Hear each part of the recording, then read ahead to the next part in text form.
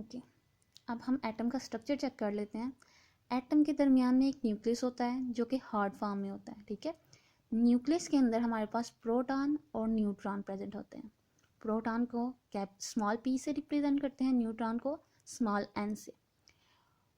Basically nucleus के गिर्द गोल दायरे होते हैं जिनको शेल्स बोला जाता है या ऑर्बिट्स बोला जाता है।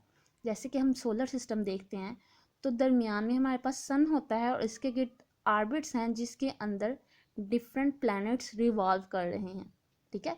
उसी तरह एटम का स्ट्रक्चर होता है, दरमियान में एक न्यूक्लियस होता है जिसके गिर्द ऑर्बिट्स होते हैं। ऑर्बिट्स को एक दूसरा नाम भी दिया जाता है शेल्स का, ठीक है। शेल्स के अंदर हमारे पास इलेक्ट्रॉन रिवॉल्व कर रहे हैं, ठीक है। जैसे सूरज के गिर्द प्लैनेट्स रिवॉल्व करते हैं, उसी तरह न्यूक्लियस के गिर्द इलेक्ट्रॉन्स रिवॉल्व करते हैं। ये शेल्स हैं, ठीक है। फिर से रिपीट कर रही हूँ, दरमियान में न्यूक्लियस होता है जो कि हार्ड फॉर्म में होता है। उसके अंदर प्रोटॉन और न्यूट्रॉन प्रेजेंट होते हैं। प्रोटॉन के ऊपर पॉजिटिव चार्ज होता है और न्यूट्रॉन के ऊपर कोई चार्ज नहीं होता। मीन्स न्यूक्लियस पे टोटल अगर हम देखें तो पॉजिटिव चार्ज होता है।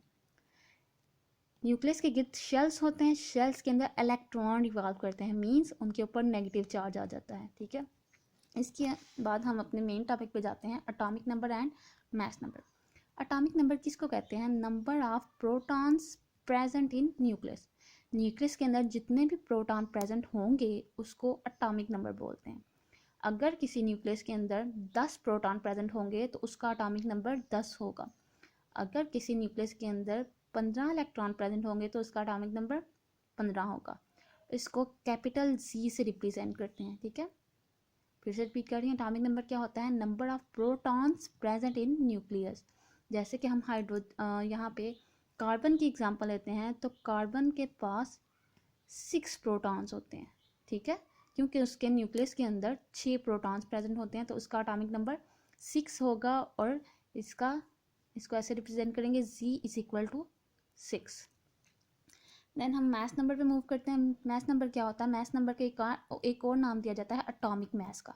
Math number is also called as atomic mass. Number of protons and neutrons present in nucleus is called mass number.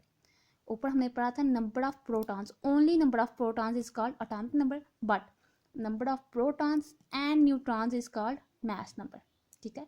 इसको हम ए से रिप्रेजेंट करते हैं, ओके।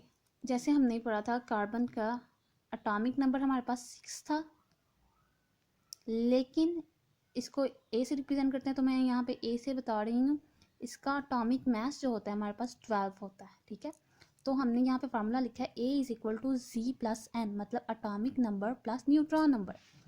अगर हम यहाँ पे कार्बन का पुट करते हैं तो उसका जी था हमारे पास 6 और न्यूट्रॉन थे 6, तो टोटल हमारे पास उसका एटॉमिक नंबर आ गया है या मास नंबर 12।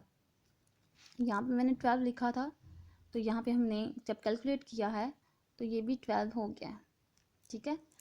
देन जब अगर हम किसी एलिमेंट को रिप्रेजेंट करते हैं, हमने उस एलिमेंट के ऊपर एटॉमिक नंबर और मास नंबर मेंशन करना है तो हम उसको ऐसे लिखते हैं, एक्स लेफ्ट साइड की अपर साइड पे एटॉमिक मास या मास नंबर लिखा जाता है और लोअर साइड पे एटॉमिक नंबर लिखा जाता है।